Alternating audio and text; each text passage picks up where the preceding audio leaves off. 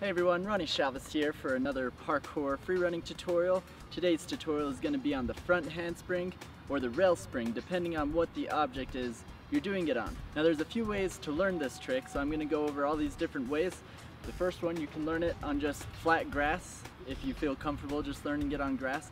The other way is off ledges onto either grass or bark or a softer surface, or on a straight rail, whatever you feel comfortable with. But personally, I learned this on flat ground, so that's what we're going to get started with. So let's do it.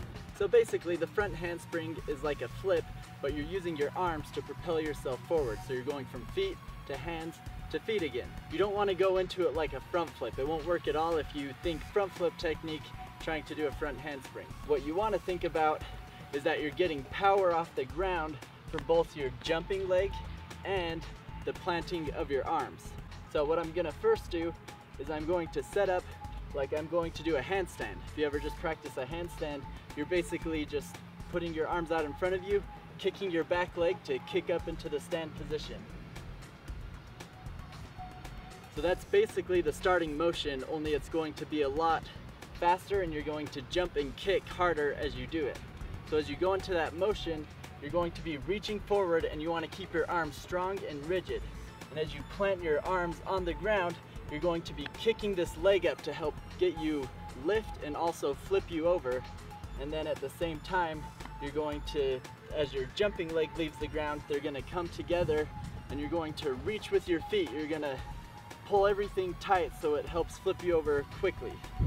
So a lot of people will run into the problem where they let their arms bend and they think you're supposed to jump with your arms. So you want to make sure you keep them stiff and strong, not hyperextended, but just out in front of you holding a sturdy position, just like a handstand. And you're actually going to be pushing against the ground, against your momentum to spring yourself upward. So that's the blocking motion, kind of like I've talked about in previous flip tutorials. Just like you need a block with your legs on a normal front flip, in the front handspring, you're going to be blocking with your arms on the ground, which is going to be transferring that momentum into height and flip. So something you can practice to get more power is to just do a handstand jump. So as I go into a handstand, I'm going to practice pushing against my momentum to just kind of bounce up. It's that type of motion that's going to give you a spring, but you're going to let your body keep flipping over instead of just stopping it and doing a jump. So for some people it can be difficult learning front handsprings on flat ground. It'll take a lot of practice because you really have to learn to time the jump with the planting of your arms to get the proper spring and flip. But if you add a little bit of height or drop, it can help you learn it a bit quicker and allow you to practice the technique better without having to worry about falling on your back or butt every time.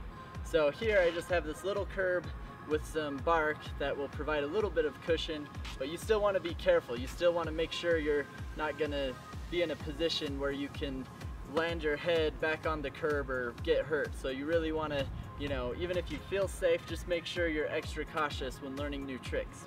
So when doing it off of height, the technique is basically the same, just depending on how much height you have, you'll want to slow down your rotation or speed it up. So this curb is just high enough that I can comfortably land perfectly straight up.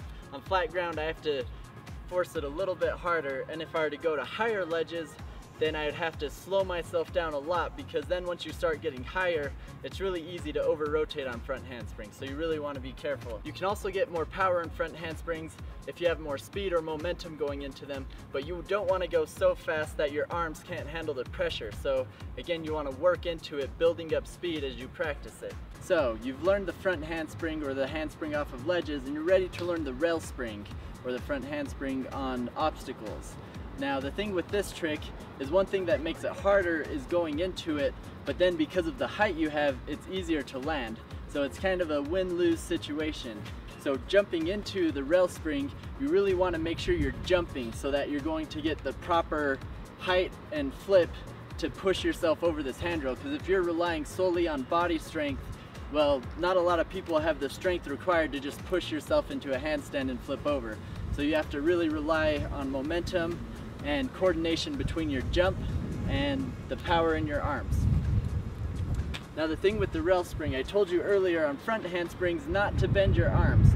Well, this is a little bit different. There's different styles and you can bend your arms in some cases if you need to get your body up into position to flip over. Otherwise, you can still, if you have the jump height and power, you can still keep your arms straight and it'll give you a lot of power, but it all just depends on your body type and what kind of obstacle you're doing it on. The reason you can bend your arms here is because you have the height and the fall time to allow you to flip around, whereas on flat ground, if you bend your arms, it'll be hard to get the height to make the flip all the way around. So similar in technique, I'm going to run up, use my momentum, jump off one leg so that I can use this leg to help kick me up in the air and flip me over as I go into it. And then I'm going to be pushing against the handrail, so my momentum is pushing against my arms, allowing my body to come up and then kick over. You can also, with handsprings, jump off of 2 feet. You just have to make sure you really jump up and tuck into it fast, because you're not going to have that kicking leg to give you as much whip. Another thing you want to be careful of when doing handsprings on rails is that if you are going to come in close to it, sometimes if you don't have the momentum and you're pushing up into it and you push straight up, I've seen people go straight up and then come back down on their back or their head. And so you really want to make sure you just have the momentum and push to get over it. Sometimes as your body's coming up and over, before you spring completely, you can even fall a little bit, so that as you're springing, you're pushing yourself away from the rail you're jumping off of. Alright, so that was a rail spring tutorial. Hope you guys are safe and have fun learning this trick, because it's a really fun trick. But I also wanted to ask you guys what you think of my new little difficulty meter I've added on all the thumbnails of my tutorial videos. Let me know if you think that's helpful at all, if it's kind of cool, or if you think it's just lame, let me know. But otherwise, be sure to subscribe, and thanks for watching.